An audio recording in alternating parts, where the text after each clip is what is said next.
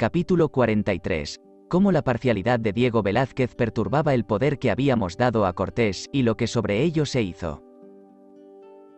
Y desde que la parcialidad de Diego Velázquez vieron que de hecho habíamos elegido a Cortés por capitán general y justicia mayor, y nombrada la villa y alcaldes y regidores, y nombrado capitán a Pedro de Alvarado y alguacil mayor y maestre de campo y todo lo por mí dicho, estaban tan enojados y rabiosos, que comenzaron a armar bandos e chirinolas, y aun palabras muy mal dichas contra Cortés y contra los que le elegimos, que no era bien hecho sin ser sabidores délo todos los capitanes y soldados que allí venían. Y que no le dio tales poderes el Diego Velázquez, sino para rescatar, y harto teníamos los del bando de Cortés de mirar que no se desvergonzasen más y viniésemos a las armas, y entonces avisó Cortés secretamente a Juan de Escalante que le hiciésemos parecer las instrucciones que traía del Diego Velázquez, por lo cual luego Cortés las sacó del seno y las dio a un escribano del rey que las leyese, y decía en ellas, des que hubiéredes rescatado lo más que pudiéredes, os volveréis, y venían firmadas del Diego Velázquez y refrendadas de su secretario Andrés de Duero. Pedimos a Cortés que las mandase incorporar juntamente con el poder que le dimos, y asimismo el pregón que se dio en la isla de Cuba, y esto fue a causa que su majestad supiese en España cómo todo lo que hacíamos era en su real servicio, y no nos levantasen alguna cosa contraria de la verdad. Y fue harto buen acuerdo según en Castilla nos trataba don Juan Rodríguez de Fonseca, obispo de Burgos y arzobispo de Rosario, que así se llamaba, lo cual supimos por muy cierto que andaba por nos destruir, y todo por ser mal informado. Como adelante diré. Hecho esto, volvieron otra vez los mismos amigos y criados del Diego Velázquez a decir que no estaba bien hecho haberle elegido sin ellos, que no querían estar debajo de su mandado, sino volverse luego a la isla de Cuba, y Cortés les respondió que él no deternía a ninguno por fuerza, a cualquiera que le viniese a pedir licencia se la daría de buena voluntad, aunque se quedase solo, y con esto los asosegó a algunos de ellos, excepto al Juan de Velázquez de León, que era pariente del Diego Velázquez. A Diego de Ordás, y a Escobar, que llamábamos el paje porque había sido criado del Diego Velázquez, y a Pedro Escudero y a otros amigos del Diego Velázquez, y a tanto vino la cosa, que poco ni mucho le querían obedecer, y Cortés con nuestro favor determinó de prender al Juan Velázquez de León, y al Diego de Ordás, y a Escobar el paje, a Pedro Escudero, y a otros que ya no me acuerdo, y por los demás mirábamos no hubiese algún ruido, y estuvieron presos con cadenas y velas que les mandaba poner ciertos días. Y pasaré adelante, y diré cómo fue Pedro de Alvarado a entrar en un pueblo cerca de allí. Aquí dice el coronista Gómora en su historia muy al contrario de lo que pasó, y quien viere su historia verá ser muy extremado en hablar, si bien le informaran, él dijera lo que pasaba, mas todo es mentiras. Capítulo 44. ¿Cómo fue ordenado de enviar a Pedro de Alvarado la tierra adentro a buscar maíz y bastimentos y lo que más pasó? Ya que habíamos hecho y ordenado lo por mí aquí dicho, acordamos que fuese Pedro de Alvarado la tierra adentro a unos pueblos que teníamos noticia que estaban cerca, para que viese qué tierra era y para traer maíz o algún bastimento porque en el real pasábamos mucha necesidad, y llevó 100 soldados y entre ellos 15 ballesteros y 6 escopeteros, y eran de estos soldados más de la mitad de la parcialidad de Diego Velázquez, y quedamos con Cortés todos los de su bando, por temor no hubiese más ruido ni chirinola y se levantasen contra él. Hasta asegurar más la cosa, y de esta manera fue el Alvarado a unos pueblos pequeños, sujetos de otro pueblo que se decía Costastlán, que era de lengua de Culúa, y este nombre de Culúa es en aquella tierra como si dijesen los romanos hallados, así es toda la lengua de la parcialidad de México y de Montezuma, y a este fin en toda aquesta tierra cuando dijere Culúa son vasallos y sujetos a México, y así se ha de entender. Y llegado Pedro de Alvarado a los pueblos, todos estaban despoblados de aquel mismo día, y halló sacrificados en unos cues hombres y muchachos, y las paredes y altares de sus ídolos con sangre, y los corazones presentados a los ídolos, y también hallaron las piedras sobre que los sacrificaban, y los cuchillazos de pedernal con que los abrían por los pechos para les sacar los corazones. Dijo el Pedro de Alvarado que habían hallado todos los más de aquellos cuerpos sin brazos y piernas. Que dijeron otros indios que los habían llevado para comer, de lo cual nuestros soldados se admiraron mucho de tan grandes crueldades.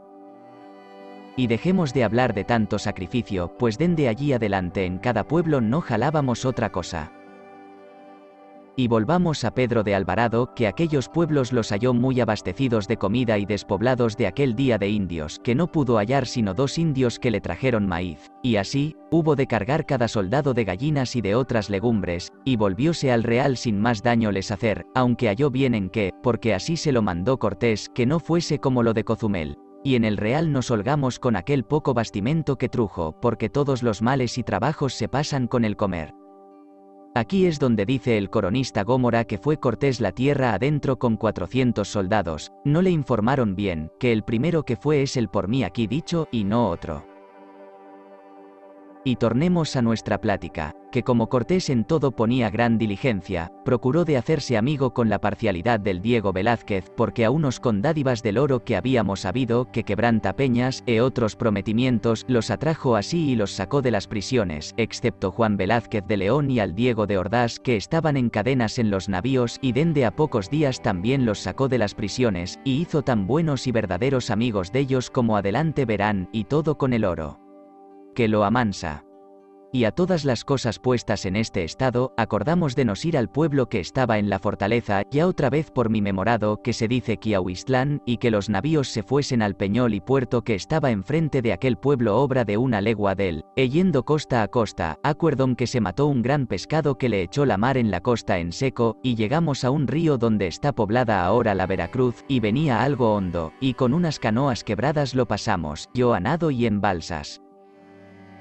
Y de aquella parte del río estaban unos pueblos sujetos a otro gran pueblo que se decía Cempoal, donde eran naturales los 5 indios de los bezotes de oro que he dicho que vinieron por mensajeros a Cortés, que les llamamos lopelucios en el real, y hallamos las casas de ídolos y sacrificadores, y sangre derramada y inciensos con que zahumabau, y otras cosas de ídolos y de piedras con que sacrificaban, y plumas de papagayos y muchos libros de su papel cosidos a dobleces como a manera de paños de Castilla.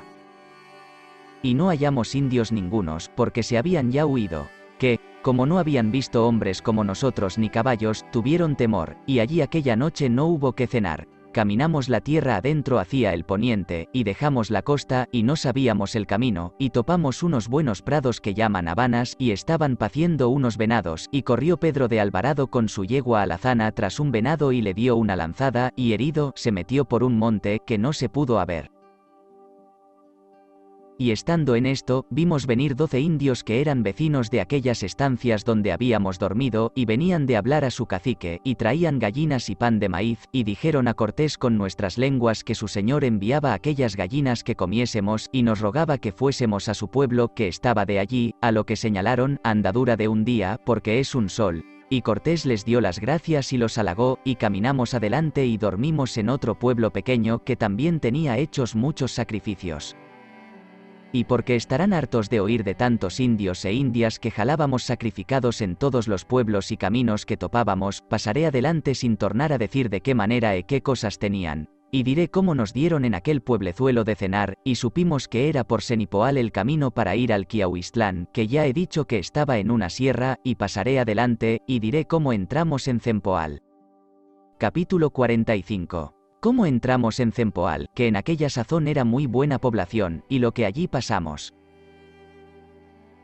Y como dormimos en aquel pueblo donde nos aposentaron los 12 indios que he dicho, y después de bien informados del camino que habíamos de llevar para ir al pueblo que estaba en el peñol, muy de mañana se lo hicimos saber a los caciques de Cempoal cómo íbamos a su pueblo, y que lo tuviesen por bien. Y para ello envió Cortés los 6 indios por mensajeros, y los otros 6 quedaron para que nos guiasen. Y mandó Cortés poner en orden los tiros y escopetas y ballesteros, y siempre corredores del campo descubriendo. Y los de a caballo y todos los demás muy apercebidos. Y de esta manera caminamos hasta que llegamos una legua del pueblo. Ya que estábamos cerca de él, salieron 20 indios principales a nos recibir de parte del cacique, y trujeron unas piñas rojas de la tierra, muy olorosas, y las dieron a Cortés y a los de a caballo con gran amor, y le dijeron que su señor nos estaba esperando en los aposentos, y por ser hombre muy gordo y pesado no podía venir a nos recibir. Y Cortés les dio las gracias, y se fueron adelante. Ya que íbamos entrando entre las casas, des que vimos tan gran pueblo, y no habíamos visto otro mayor, nos admiramos mucho de lo Y como estaba tan vicioso y hecho un vergel, y tan poblado de hombres y mujeres las calles llenas que nos salían a ver, dábamos muchos loores a Dios, que tales tierras habíamos descubierto, y nuestros corredores del campo que iban a caballo parece ser llegaron a la gran plaza y patios donde estaban los aposentos, y de pocos días, según pareció, teníanlos muy encalados y relucientes. Que lo saben muy bien hacer, y pareció al uno de los de a caballo que era aquello blanco que relucía plata, y vuelve a rienda suelta a decir a Cortés cómo tenían las paredes de plata. Y doña Marina e Aguilar dijeron que sería yeso o cal, y tuvimos bien que reír de su plata e frenesí, que siempre después le decíamos que todo lo blanco le parecía plata. Dejemos de la burla, y digamos cómo llegamos a los aposentos, y el cacique gordo nos salió a recebir junto al patio, que porque era muy gordo así le nombraré, e hizo muy gran reverencia a Cortés y le zahumó, que así lo tenían de costumbre, y Cortés le abrazó, y allí nos aposentaron en unos aposentos harto buenos y grandes, que cabíamos todos, y nos dieron de comer y pusieron unos cestos de ciruelas, que había muchas, porque era tiempo de ellas, y pan de maíz. Y como veníamos hambrientos y no habíamos visto otro tanto bastimento como entonces, pusimos nombre a aquel pueblo Villaviciosa y otros le nombraron Sevilla. Mandó Cortés que ningún soldado les hiciese enojo ni se apartase de aquella plaza. Y cuando el cacique gordo supo que habíamos comido, le envió a decir a Cortés que le quería ir a ver, e vino con buena copia de indios principales, y todos traían grandes bocetes de oro e ricas mantas, y Cortés también les salió al encuentro del aposento, y con grandes caricias y halagos le tornó a abrazar. Y luego mandó el cacique gordo que trajesen un presente que tenía aparejado de cosas de joyas de oro y mantas, aunque no fue mucho, sino de poco valor, y le dijo a Cortés, lo pelucio, recibe esto de buena voluntad, que si más tuviera que se lo diera. Ya he dicho que en lengua totonaque dijeron señor y gran señor, cuando dicen lo pelucio, etc. Y Cortés le dijo con doña Marina e Aguilar que él se lo pagaría en buenas obras, que lo que hubiese menester que se lo dijese, que lo haría por ellos. Porque somos vasallos de un tan gran señor, que es el emperador don Carlos, que manda muchos reinos y señoríos, y que nos envía para deshacer agravios y castigar a los malos, y mandar que no sacrificasen más ánimas, y se les dio a entender otras muchas cosas tocantes a nuestra santa fe. Y luego como aquello oyó el cacique gordo, dando suspiros, se quejó reciamente del gran Montezuma y de sus gobernadores, diciendo que de poco tiempo acá le había sojuzgado, y que le había llevado todas sus joyas de oro, y les tiene tan apremiados, que no osan hacer sino lo que les manda, porque es señor de grandes ciudades, tierras, vasallos y ejércitos de guerra. Y como Cortés entendió que de aquellas quejas que daban al presente no podían entender en ello, les dijo que él haría de manera que fuesen desagraviados, y porque él iba a ver sus sacales, que en lengua de indios así llaman a los navíos, hacer su estada asillento en el pueblo de Quiauistlán, que des que allí esté de asillento se verán más de espacio, y el cacique gordo le respondió muy concertadamente. Y otro día de mañana salimos de Cempoal, y tenía aparejados sobre 400 indios de carga, que en aquellas partes llaman tamemes, que llevan 2 arrobas de peso a cuestas y caminan con ellas 5 leguas, y des que vimos tanto indio para carga nos holgamos, porque de antes siempre traíamos a cuestas nuestras mochilas los que no traían indios de Cuba, porque no pasaron en la armada sino 5 o 6, y no tantos como dice el Gómora. Y doña Marina e Aguilar nos dijeron que en aquestas tierras, que cuando están de paz sin demandar quien lleve la carga, los caciques son obligados de dar de aquellos tamemes, y desde allí adelante, donde quiera que íbamos demandábamos indios para las cargas. Y despedido Cortés del cacique gordo, otro día caminamos nuestro camino, y fuimos a dormir a un pueblezuelo cerca de Quiauistlán, y estaba despoblado, y los de Cempoal trujeron de cenar.